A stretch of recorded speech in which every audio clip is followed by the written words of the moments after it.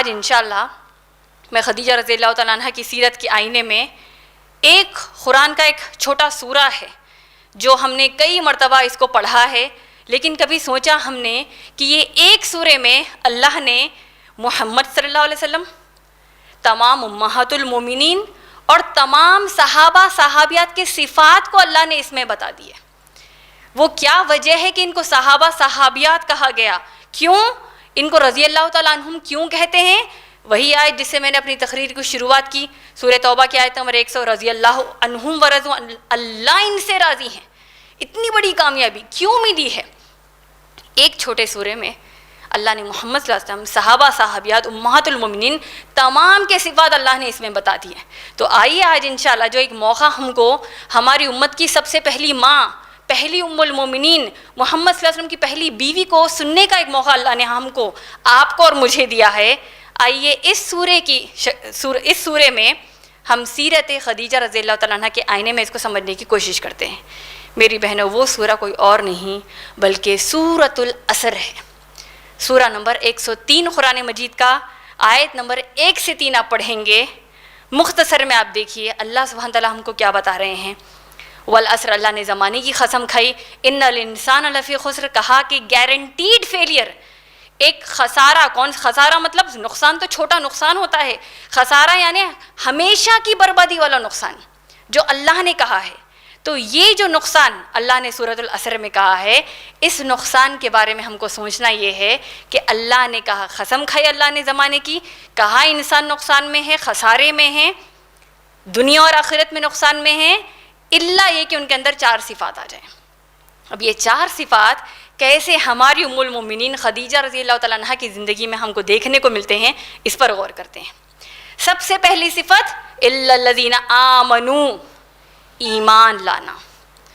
سبحان اللہ، اس بات کا کوئی انکار نہیں کرتا، اور نہ اس بات سے ہم کبھی اس کے اوپر کبھی اختلاف میں پڑتے ہیں کہ سب سے پہلی شخصیت جو محمد صلی اللہ علیہ وسلم پر ایمان لے آئی وہ کوئی اور نہیں بلکہ خدیجہ رضی اللہ تعالیٰ عنہ ہے۔ الا الذین آمنوا کی ضمن میں جب کبھی سورۃ العصر پڑھیں گے ہم ہماری خدیجہ رضی اللہ تعالیٰ عنہ کو یاد کریں گے کہ کیسے ایمان لے آئی۔ وہ پورا مشہور واقعہ سیرت کا، صحیح بخاری جلد نمبر 1 حدیث نمبر 3 آپ پڑھتے ہیں، اللہ کے نبی کریم صلی اللہ علیہ وسلم پر جب غار حرا میں جبرائیل علیہ السلام آئے، قرآن کی سب سے پہلی وحی لائے، تو دیکھیے ایک انسانی فطرت ہے، محمد صلی اللہ علیہ وسلم پر خوف طاری ہو گیا، کانپتے ہوئے بھاگے اپنے گھر کو، کہنے لگے زمبیلونی زمبیلونی، مجھے کمبل اڑاؤ۔ تو دیکھیے اس موقع پر ہماری ام المومنین خدیجہ رضی اللہ تعالیٰ عنہ، ہوتا یہ ہے کہ ہم کو اگر کوئی پریشانی کی حالت میں دیکھتے ہیں، ہمارے خود کے کوئی گھر والے ہوں تو ظاہر سی بات ہے ہم خود پریشان ہو جاتے ہیں۔ حوصلہ تو بہت بات کی بات ہوتی ہے، ہم خود پریشان ہوتے ہیں، لیکن خدیجہ رضی اللہ تعالیٰ عنہ کیسے حوصلہ افزائی اس وقت محمد صلی اللہ علیہ وسلم کی اور کیا کہنے لگی۔ دیکھیے پہلا جملہ، وہ تاریخی الفاظ جو ہر مسلمان عورت، چاہے وہ کسی کی بیٹی ہو، یعنی ایک بیٹی اپنے باپ کے لیے یہ سوچے، اپنے بڑے بھائیوں کے لیے سوچے، چھوٹے بھائیوں کے لیے سوچے، ایک بیوی ہو تو اپنے شوہر کے لیے یہ سوچے، ایک ماں ہو تو وہ اپنے بیٹے کے لیے بھی سوچے کہ جب آپ کوئی نیکی کریں یا آپ دیکھتے ہیں کہ کسی کے سامنے کے اندر نیکیاں موجود ہیں تو اس کے مشکل حالات میں وہ نیکیوں کو یاد کرو۔ کیا کہا ام المومنین خدیجہ رضی اللہ تعالیٰ عنہ نے، واللہ، اللہ کی قسم۔ دیکھیے ابھی قرآن نازل ہی ہو رہی ہے، پہلی مرتبہ قرآن نازل ہوئی، کیا کہا، اللہ کی قسم ہے اللہ آپ کو کبھی ضائع نہیں کریں گے، اللہ کی طرف سے آپ پر کوئی مصیبت نہیں آئے گی۔ کیوں؟ وہ الفاظ کہے کہ دیکھیے آپ کے اندر تو اتنی خوبیاں ہیں، آپ تو غریبوں کا خیال کرتے ہیں، مسکین کا خیال کرتے ہیں، کوئی راہ چلتے کوئی مسافر ہو، کوئی بھٹک گیا ہو اس کی آپ مدد کر دیتے ہیں، اور کیسے اپنے رشتوں کو آپ قائم رکھتے ہیں۔ دیکھیے کفار مکہ اگرچہ کہ بت پرستی میں تھے، زنا، شراب، جوا، یہ تمام چیزوں میں ملوث تھے، لیکن جب محمد صلی اللہ علیہ وسلم سے ملتے، کوئی تعلقات رکھتے تو بڑے ادب سے، بڑے اچھی طریقے سے بات کرتے اور الامین الصادق کہتے، بڑے سچے، بڑے امانت دار۔ اب ایسے نبی گھر کو آ رہے ہیں ماشاءاللہ اور یہ واقعہ بیان کر رہے ہیں، تو اللہ کی قسم کھا کے کہا کہ اللہ آپ کو ضائع نہیں کریں گے، اللہ آپ کو کبھی آپ کو ایسی تکلیف نہیں پہنچائیں گے۔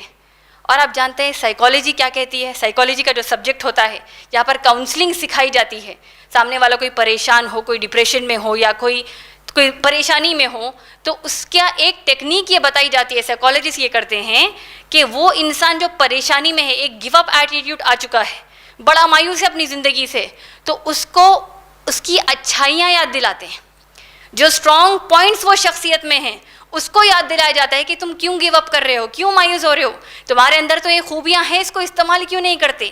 تو دیکھیے کیسی سائیکالوجسٹ ہماری خدیجہ رضی اللہ تعالیٰ عنہا ہے، جو آخری نبی اور رسول جس کو اللہ نے چنا ہے، ان کو دلاسا، ان کو ماشاءاللہ حوصلہ افزائی کرنے اللہ نے خدیجہ رضی اللہ تعالیٰ عنہ کو چنا، اور صرف حوصلہ افزائی نہیں کی ایک شوہر کے ناطے، بلکہ ایمان لے آئی کہ ہاں آپ اللہ کے رسول ہیں، ہاں اللہ میرا رب ہے، جو آپ کے ساتھ واقعہ غار حرا میں ہو بے شک اللہ کی طرف سے یہ وحی ہے، اور پھر اس میں مدد کی محمد صلی اللہ علیہ وسلم کی، اپنے کزن کے پاس لے کر گئے وغیرہ، وہ پورا طویل واقعہ ہے، لیکن اس سے سمجھ کیا آتا ہے ہم کو؟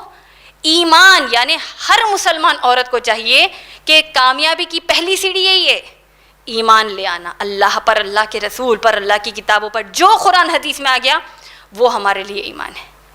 یہ پہلی صفت ہوگی خدیجہ رضی اللہ تعالیٰ عنہ کی۔ دوسری صفت اللہ نے کیا بیان کی؟ وَعَامِلُوا الصَّالِحَاتِ، نیک اعمال۔ اب ہم نیکیوں پہ اگر بات کریں خدیجہ رضی اللہ تعالیٰ عنہ کی، بے شک کئی کتابیں تو لکھی گئی ہیں، لیکن ہم کو کیونکہ ایک تعارف میں نہیں ہے، ہم کو یہ جاننا ضروری ہے کہ اس خاتون کی پہلی خوبی یہی ہوگی، پہلی خوبی ہماری ام المومنین خدیجہ رضی اللہ تعالیٰ عنہ کی یہی ہم کہیں گے کہ انہوں نے اپنے لائف پارٹنر، اپنی زندگی جینے کے لیے ساتھی یعنی شوہر کو جو چنا ہے وہ محمد صلی اللہ علیہ وسلم کو چنا ہے۔ آپ سوچئے بزنس ٹائکون ہے اس وقت کی، جہاں پر قریش کے بڑے بڑے جو امیر ترین تاجر ہیں ان کے رشتے آ رہے ہیں خدیجہ رضی اللہ تعالیٰ عنہ کو، اور آج کے حالات میں بھی آپ دیکھیں اگر کوئی بڑا بزنس ٹائکون ہے، کوئی بلینئر ہے، کوئی ملینئر ہے، تو وہ ایسا رشتہ دیکھتے ہیں کہ ان کے برابر کے معیار کا، کہ ان کے لڑکے فلاں بزنس ٹائکون کے لڑکے کی شادی فلاں بزنس ٹائکون کی لڑکی سے اس کی شادی ہوگی۔ تو اب خدیجہ رضی اللہ تعالیٰ عنہ ہے ہی سیلف انڈیپینڈنٹ، خود مختار ہیں، رشتے آ رہے ہیں، لیکن وہ خوبی کیسی ہے دیکھیے ام المومنین کی کہ بزنس، اگرچہ کہ کوئی بھی چاہے گا اگر کتنا بھی امیر ہو وہ چاہے گا کہ ایسے سے شادی کروں جو خود امیر ہو، اور تاکہ میں اور زیادہ امیر ہو جاؤں اور زیادہ خوشی سے اپنی زندگی بتاؤں، لیکن دور اندیش تھی ہماری خدیجہ رضی اللہ تعالیٰ عنہ۔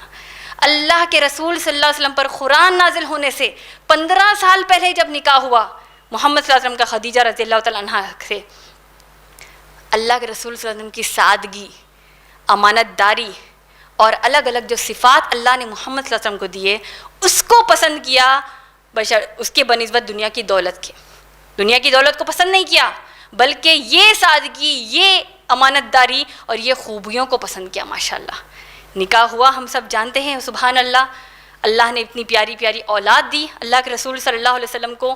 اور اب دیکھیے، اب عمل الصالحات میں یہاں پر ایک بڑی اہم بات ہر مسلمان لڑکی کو خدیجہ رضی اللہ تعالیٰ عنہ کی سیرت کے آئینے میں سمجھنا چاہیے، وہ یہ ہے کہ وہ ایک فرما بردار بیوی تھی۔ اللہ کے رسول صلی اللہ علیہ وسلم سے جب ام المومنین عائشہ رضی اللہ تعالیٰ عنہ نے پوچھا، ایک حدیث ہے جہاں پر محمد صلی اللہ علیہ وسلم سے پوچھا گیا کہ سب سے بہترین بیوی کون ہے؟ بیوی تو ہر کوئی بنتا ہے، اسلام میں نکاح ہوا ہے، شوہر بیوی ہیں، لیکن بہترین بیوی کون ہے؟ اللہ کے رسول محمد صلی اللہ علیہ وسلم نے فرمایا وہ بیوی کہ جب اس کو شوہر دیکھے تو شوہر اس سے خوش ہو جائے، جو اپنے شوہر کی اطاعت کرے، فرما برداری کرے اور شوہر کی نافرمانی نہ کرے۔ اب ہمارے آج کے حالات حاضرہ میں اس کو اب غور کیجئے، ہم ایک فیس بک، ٹویٹر وغیرہ کے لیے ہماری بے شمار بے حجاب، بغیر حجاب کے میک اپ والی سیلفیز لیتے ہیں الگ الگ مقامات پہ، تاکہ لوگوں کے لائکس ہم کو آئیں، لوگوں کے کمنٹس ہم کو آئے، لوگ ہم کو فالو کریں سوشل میڈیا پر، اس کی خاطر ہم اتنا بنتی سورتی ہیں، پھر اس کے اوپر فلٹرز ڈالتی ہیں تاکہ میں اور اچھی لگ جاؤں، چاہے وہ آرٹیفیشل ہو یا نہ ہو، مجھے اچھا دکھنا ہے سوشل میڈیا پر تاکہ لوگ مجھے پسند کریں۔ اب یہاں پر اللہ کے نبی محمد صلی اللہ علیہ وسلم نے کیا بتایا کہ اصل تمہاری خوبصورتی کس کے لیے؟ تمہارے شوہر کے لیے۔ تو ہم کو شوہر کے لیے اچھا دکھنا ہے۔ ہمارے یہاں کیا ہو رہا ہے؟ سوشل میڈیا کے لیے اچھے دکھیں گے، گھر میں پھر ایسی صورت رہے گی کہ لوگ ڈر جائیں گے کہ کون ہے یہ بغیر میک اپ کے۔ تو یعنی شوہر کے لیے سجتے سورتے نہیں. اور اس کا دوسرا انداز یہ بھی ہوگا کہ سجتے سورتے نہیں، ساتھ میں ہمارا ایٹیٹیوڈ گھروں میں یہ ہو چکا ہے، خاص طور پر مسلمان بیویوں کا اکثر دیکھنے میں آتا ہے کہ بہت زیادہ چھڑی یا بہت زیادہ پریشان یا خوشحالی چہرے پر ظاہر نہیں ہوتی. تو جب شوہر گھر کو آئے تو شوہر خوشحال بیوی نہیں دیکھتا، غم میں بیوی کو دیکھتا ہے یا چھڑچھڑی بیوی کو دیکھتا ہے. اکثر دیکھا گیا ہے اس کو. تو ہم کو سمجھنا کیا ہے اس حدیث سے؟ خدیجہ رضی اللہ تعالیٰ نے کیسی دلجوئی کرنے والی، ہمدردی کرنے والی، بہت زیادہ خوشحال ایک گھر کا ماحول محمد صلی اللہ علیہ وسلم کے لیے بنا کر رکھا ہے. دیکھتے ہیں تو محمد صلی اللہ علیہ وسلم خوش ہو رہے ہیں، اتنا خوش ہو رہے ہیں، اتنا خوش ہو رہے ہیں، یہاں تک کہ انتقال اگر ہو گیا جب ہو گیا نبی کریم صلی اللہ علیہ وسلم کی بیوی خدیجہ رضی اللہ تعالیٰ عنہ کا، تو سب سے زیادہ غمگین ہو گئے. تو وہ خوشیاں خدیجہ رضی اللہ تعالیٰ عنہ نے دی. اب اس کے اوپر ہمارے یہاں ایک جو آزادی نسواں فیمنزم کا جو کانسیپٹ ہے، اس کی وجہ سے شوہروں کی اطاعت نہیں ہو رہی. اس کی وجہ کیا ہے؟ کیا میں شوہر کی اطاعت کروں گی، شوہر کی فرما برداری کروں گی؟ اب شوہر جو بولے گا میں سنوں گی. کیا میں اس کی نوکرانی ہوں؟ میں کیوں اس کی بات سنوں؟ وہ بھی کما رہا ہے، میں بھی کما رہی ہوں.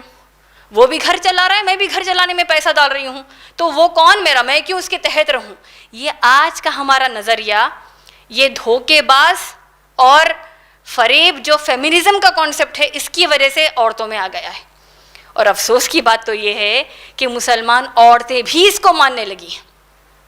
کہتی ہیں کہ میں شوہر کی نوکرانی ہوں. یہ سوال کرتی ہیں، ان کو کہنا چاہیے شوہر کی نوکرانی تو نہیں بنی، لیکن پوری دنیا کی نوکرانی بن گئی. جو دنیا کہتی ہے کرنا ہے، جو اٹھنا بیٹھنے کا طریقہ دنیا میں ہے، دنیا نے جو سیٹ کر دیا، چاہے اس کے لیے میں اپنی جان گوا دوں، چاہے میرے اندر کوئی کمپلیکیشن صحت کے آ جائیں، لیکن دنیا جیسا کہتی ہے میں وہی کروں گی. تو دنیا کی نوکرانی بن جائے گی. لیکن شوہر کی اطاعت کر کے عزت سے ہم رہنے ہم کو گوارا نہیں. تو بتانے کا مطلب یہ ہے کہ ہماری مسلمان بہنیں، خاص طور پہ وہ جو ابھی کنواری ہیں، جن کے بھی شادیاں نہیں ہوئی، تو یہ جو آپ سوشل میڈیا پر یہ بہت بڑا بوال مچا کر رکھا ہے کہ مرد اور عورت ایکول ہے. اسلام نے کہا ایکول ہے، لیکن مرد کو فوقیت دی کہ وہ عورت کو اپنے تحت رکھیں اور اچھا سلوک کریں. اور بیوی کو کہا کہ مرد کی فرما برداری کرے، شوہر کی فرما برداری کرے. تو پوری دنیا کی فرما برداری کرنے سے اچھا ہے کہ وہ اپنے شوہر کی فرما برداری کرے، نیک شوہر کی فرما برداری کرے. اور ہمارے یہاں فرما برداری پوری دوسری طرف ہوتی ہے. شوہر نے کہا تم سوشل میڈیا پر حجاب نکالو، شوہر نے کہا نکال رہی ہوں. شوہر نے کہا سسرال والوں کے سامنے بغیر حجاب کیا ہو، شوہر کی اطاعت ہو رہی ہے. یعنی یہاں پر اطاعت ہو رہی ہے، جبکہ شوہر اللہ رسول کے خلاف والی چیز کہہ رہے ہیں. تو میں یہاں پر فیمنزم کے اوپر طویل چرچا نہیں کر رہی ہوں، لیکن بتانے کا مقصد یہ ہے کہ آج ہم دقیانوسی کانسیپٹس کو اپنا رہے ہیں، آؤٹ ڈیٹڈ کانسیپٹس کو اپنا رہے ہیں. یہ کیا ہے؟ مرد عورت جس طریقے سے بتایا جا رہا ہے. خدیجہ رضی اللہ تعالیٰ عنہ ماڈرن تھی ماشاءاللہ، بہت زیادہ آزاد خیال کی تھیں، اسی لیے اپنے دماغ کو کھلا رکھا. اور جو اسلام نے سیٹ کیا ہے رول، اس میں کوئی کبھی قباحت نہیں ہے، اس میں کوئی ڈیگریڈیشن نہیں ہے، اس میں کوئی عورت کو گرانا نہیں ہے، بلکہ اس کو فالو کیا ماشاءاللہ.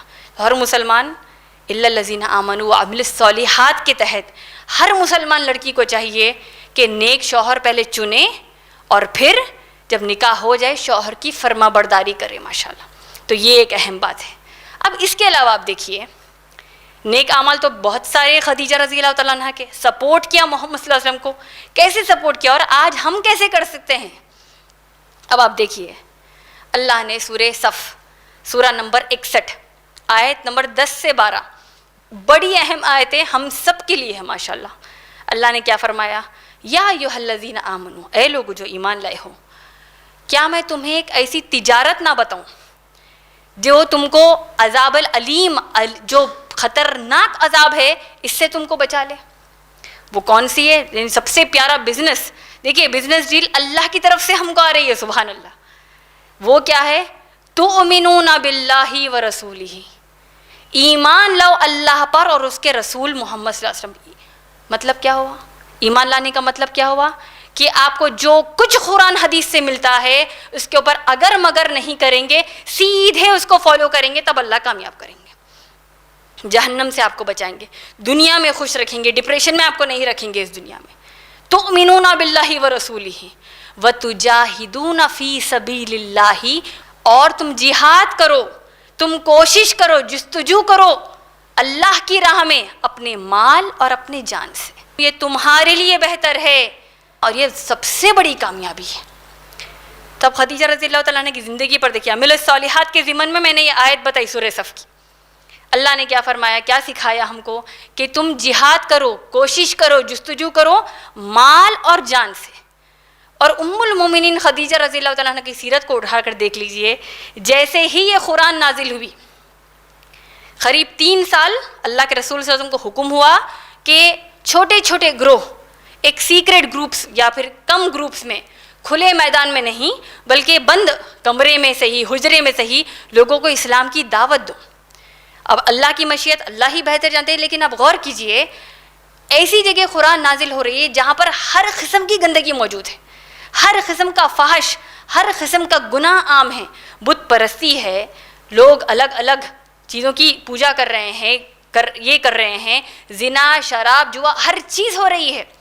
اب اللہ کی طرف سے حکم آ رہا ہے کہ جیسے جیسے قرآن نازل ہو رہی ہے ویسے ویسے آپ لوگوں کو 4 لوگ ہے، 50 لوگ ہیں یا 30 لوگ ہیں، 20 لوگ، چھوٹے گروپس کو ایسے گروپس میں آپ دعویٰ کریے، سیکرٹ دعویٰ کریے۔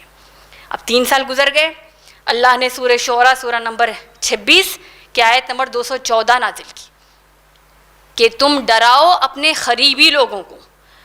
یہ آیت نازل ہونے کے بعد سے جو سلسلہ شروع ہوا محمد صلی اللہ علیہ وسلم کے اوپن گراؤنڈ کے دعویٰ پر، یعنی کھلے میدان میں کھلے طور پر لوگوں کو ماشاءاللہ اسلام کی دعوت دیتے تھے۔ یہ چیز ہم سیرت کا حصہ جانتے ہیں، لیکن یہ سمجھنے کی بات یہ ہے کہ ام المومنین خدیجہ رضی اللہ تعالیٰ عنہ کی جو تیسری صفت ہے، الا الذین آمنوا وعملوا الصالحات وتواصوا بالحق، حق پر کیسے ڈٹیں دیکھیے۔ جیسے محمد صلی اللہ علیہ وسلم نے کھلے عام لوگوں کو ماشاءاللہ قرآن بتانا شروع کر دیا، تو جو لوگ مکے کے محمد صلی اللہ علیہ وسلم کو الگ الگ احترام والے القاب سے پکارتے، یہی قریش کے لوگ، یہی مکے کے لوگ محمد صلی اللہ علیہ وسلم کو پاگل کہتے، نعوذ باللہ۔